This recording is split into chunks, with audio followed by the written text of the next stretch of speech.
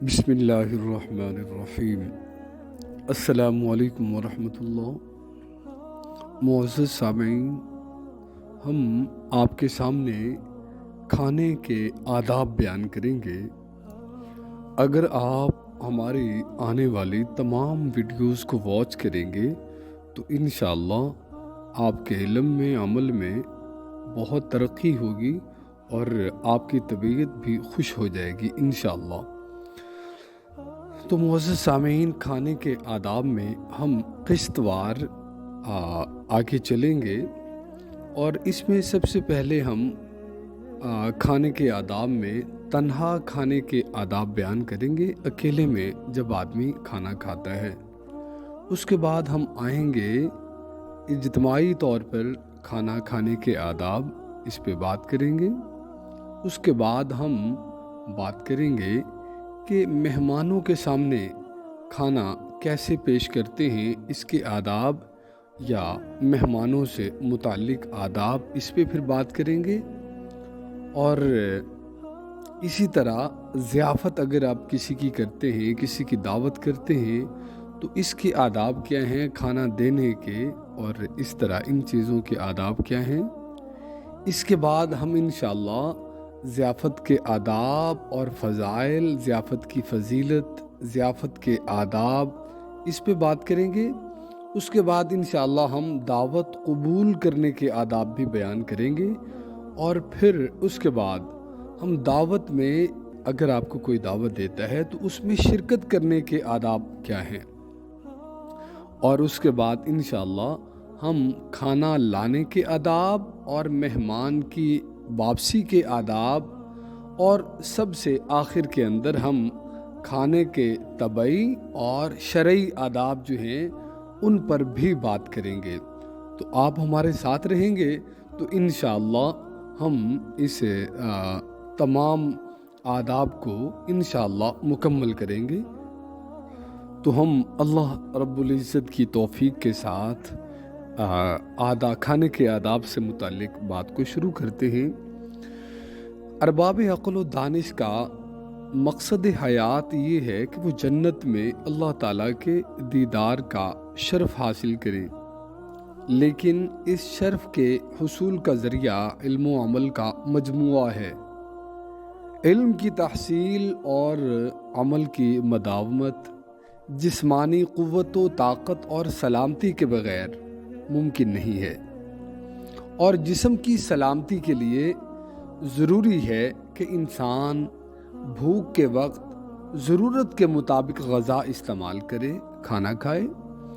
اسی لیے کسی بزرگ کا قول ہے کہ کھانا بھی دین کا ایک جز ہے، اور پروردگار عالم نے بھی غذا کی اہمیت سے آگاہ فرمایا ہے۔ ارشاد ہے پارہ نمبر 18، رکوع نمبر 4، آیت نمبر 51، کلوا من طیبات واعملوا صالحا، کہ تم اور تمہارے امتی نفیس چیزیں، پاک چیزیں کھائیں اور پھر نیک کام کریں، یعنی عبادت کریں۔ میرے عزیز، جو شخص علم، عمل اور تقوی پر قدرت حاصل کرنے کے لیے کھانا کھائے تو اسے چاہیے کہ وہ اپنے نفس کو قابو میں رکھے، جانوروں کی طرح جگالی نہ کرے۔ کھانا کیونکہ دین کا جز ہے اور علم و عمل کا ذریعہ بھی، اس لیے ضروری ہے کہ اس عمل میں بھی دین کے انوار ظاہر ہونے چاہیے۔ دین کے انوار سے ہماری مراد کھانے کے آداب اور سنتیں ہیں۔ کھانے والے کو چاہیے کہ وہ ان آداب و سنن کی رعایت کرے تاکہ نفس بے مہار نہ ہو، کھانے کا عمل شریعت کی حدود سے تجاوز نہ کرے۔ ہمیں یقین ہے کہ آداب و سنن کی رعایت کے ساتھ کھانے کا استعمال نہ صرف یہ کہ اجر و ثواب کا باعث ہوگا، بلکہ اس کے ذریعہ گناہوں سے بچنے کی توفیق بھی ہوگی انشاءاللہ۔ روایات سے ثابت ہے کہ بندہ کو اس لقمے کا ثواب بھی دیا جاتا ہے جو وہ اپنی بیوی کے منہ میں دیتا ہے۔ یہ اجر و ثواب اس صورت میں ہے کہ انسان محض دین کی خاطر اور دین کے بتلائے ہوئے طریقے کے مطابق یہ لقمہ کھلائے۔ بہرحال کھانے کے آداب پر ہم آپ سے عرض کریں گے کہ کھانا 4 طریقوں پر کھایا جاتا ہے۔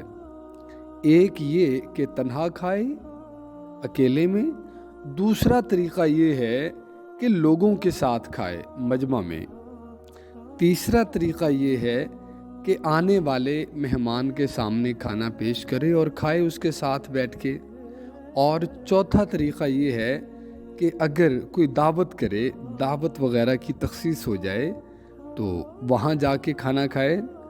بہرحال ہم ان 4 طریقوں کے آداب الگ الگ بیان کریں گے۔ سب سے پہلے ہم بات کریں گے تنہا کھانے کے آداب کیا ہیں۔ تو تنہا اکیلے میں کھانا کھانے کے آداب میں ہم آپ سے عرض کریں گے کہ نوٹ فرما لیں، کچھ آداب کھانا کھانے سے پہلے ہوتے ہیں اور کچھ کا تعلق کھانے کے وقت سے ہے جب آدمی کھانا کھا رہا ہوتا ہے، اور کچھ آداب جو ہیں وہ فراغت سے بعد سے متعلق ہیں۔ کھانا کھانے سے پہلے ہم آپ کو بتاتے ہیں کہ 7 آداب ملحوظ رہنے چاہیے۔ پہلا ادب یہ ہے کہ کھانا حلال ہو، پاک ہو، پاک اور طاہر ہو، اور جائز طریقے سے شریعت اور تقوی کے تقاضوں کے مطابق حاصل کیا گیا ہو۔ حصول رزق کی خاطر نہ دین میں مداحنت کی جائے، نہ خواہشات نفسانی کا اتباع کیا جائے، اور نہ ہی وہ ذرائع استعمال کیے جائیں جو شریعت کی نظر میں ناپسندیدہ ہوں۔ اور حلال اور حرام سے متعلق کہ اس کی تعریف کیا ہے، یہ انشاءاللہ اگر اللہ تعالیٰ نے چاہا جب ہم حرام اور حلال کی بات کریں گے تو وہاں پر اس پر تفصیل سے بات کریں گے۔ بہرحال اللہ رب العزت نے حلال اور طیب رزق کھانے کا حکم دیا ہے، اور باطل طریقے سے، غلط طریقے سے مال کمانے اور کھانے سے منع فرمایا۔ یہ ممانعت قتل کی ممانعت پر بھی مقدم ہے۔ اس سے حلال کھانے کی اہمیت اور حرام کھانے کی قباحت کا بخوبی اندازہ کیا جا سکتا ہے۔ اللہ رب العزت فرماتے ہیں، پارہ نمبر 5 رکوع نمبر 2 آیت نمبر 29، یا ایھا الذین آمنوا لا تأکلوا اموالکم بینکم بالباطل الا ان تکون تجارۃ عن تراض منکم ولا تقتلوا انفسکم۔ اے ایمان والو، آپس میں ایک دوسرے کے مال ناحق طور پر مت کھاؤ، لیکن کوئی تجارت ہو جو باہمی رضامندی سے ہو تو کوئی حرج نہیں، اور تم ایک دوسرے کو قتل بھی مت کرو۔ اکل حلال کا تعلق دین کے فرائض اور مبادیات سے ہے۔ اور دوسرا ادب یہ ہے کہ کھانے سے پہلے دونوں ہاتھ دھو لے۔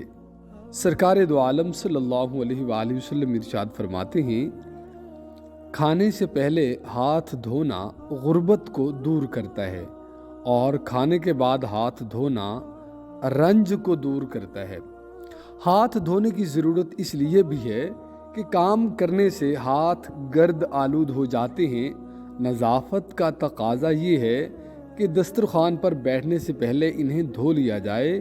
کھانا عبادت ہے، اس لیے کہ کھانے سے جسم میں قوت آتی ہے اور فرائض ادا کرنے پر مدد ملتی ہے۔ جس طرح نماز عبادت ہے اور اس سے پہلے وضو کیا جاتا ہے، اسی طرح کھانا بھی عبادت ہے، اس سے پہلے بھی ہاتھ دھونے چاہیے۔ اور تیسرا ادب یہ ہے کہ کھانا اس دسترخوان پر رکھا جائے جو زمین پر بچھا ہوا ہو۔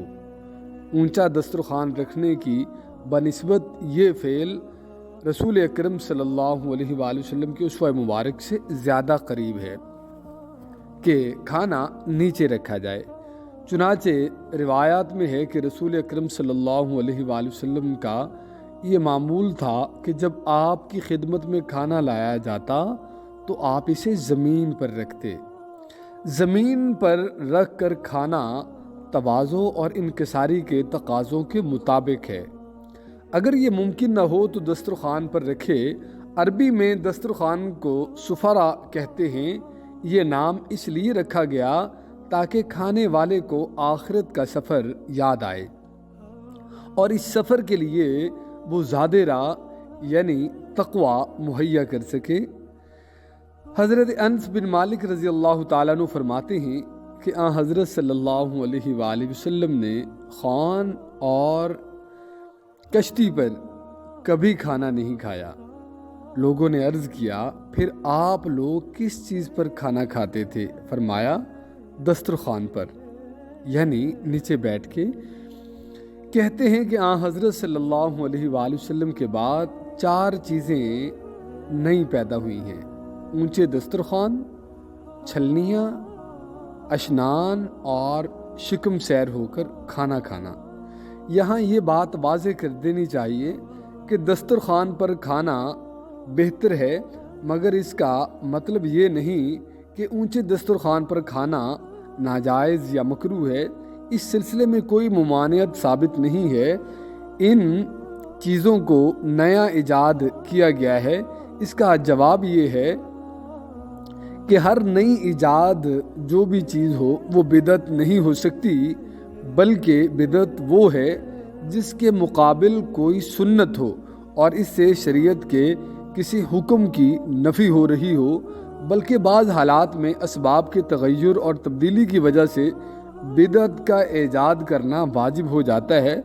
بہرحال اونچے دسترخوان میں صرف یہ مصلحت ہے کہ کھانا زمین سے بلند رہے اور کھانے میں سہولت ہو۔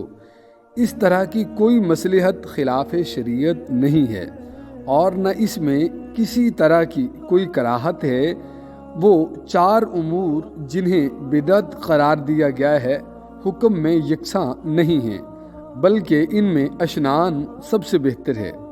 نظافت کے لیے ہاتھوں کو دھونا مستحب قرار دیا گیا ہے اور اشنان سے یہ نظافت اچھی طرح حاصل ہو جاتی ہے۔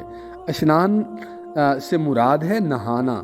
پہلے زمانے میں ہمیشہ عاجزی کے ساتھ کھانا کھاتے تھے، جس طرح آج کھایا جاتا ہے اس طرح بہرحال نہیں کھاتے تھے۔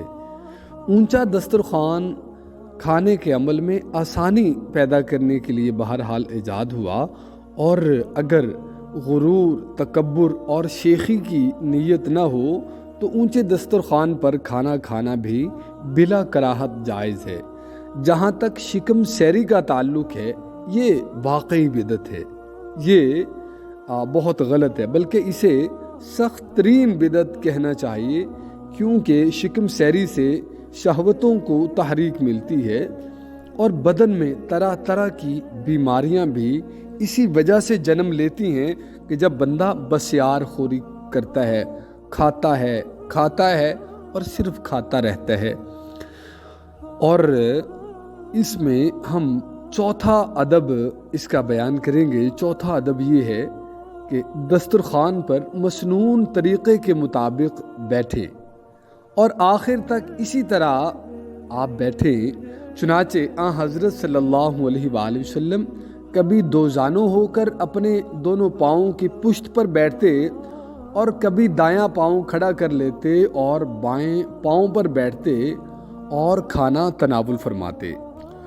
اور آقا کریم صلی اللہ علیہ وآلہ وسلم یہ بھی فرمایا کرتے تھے کہ میں تکیہ لگا کر نہیں کھاتا، میں تو ایک بندہ ہوں اور بندوں کی طرح کھاتا ہوں اور بندوں کی طرح بیٹھتا ہوں۔ تکیہ لگا کر پانی پینا معدہ کے لیے نقصان دہ ہے۔ تکیہ لگا کر یا لیٹ کر کھانا کھانا مکروہ ہے اور صحت کے لیے بھی نقصان دہ ہے۔ ہاں، کبھی کوئی چیز اتفاق سے تھوڑی بہت اگر بندہ لیٹ کر کھا لے تو اس میں کوئی حرج بھی نہیں ہے، لیکن یہ کھانا اور اس طرح یہ بہرحال قطعی طور پر مناسب نہیں ہے۔ اللہ رب العزت ہمیں کھانا پورے آداب کے ساتھ کھانے اور کھانا کھانے کے بعد اس طاقت کو اپنی عبادت میں صرف کرنے کی توفیق عطا فرمائے، آمین یا رب العالمین۔ اور آئندہ ہم آگے بات کریں گے انشاءاللہ۔ السلام علیکم ورحمۃ اللہ۔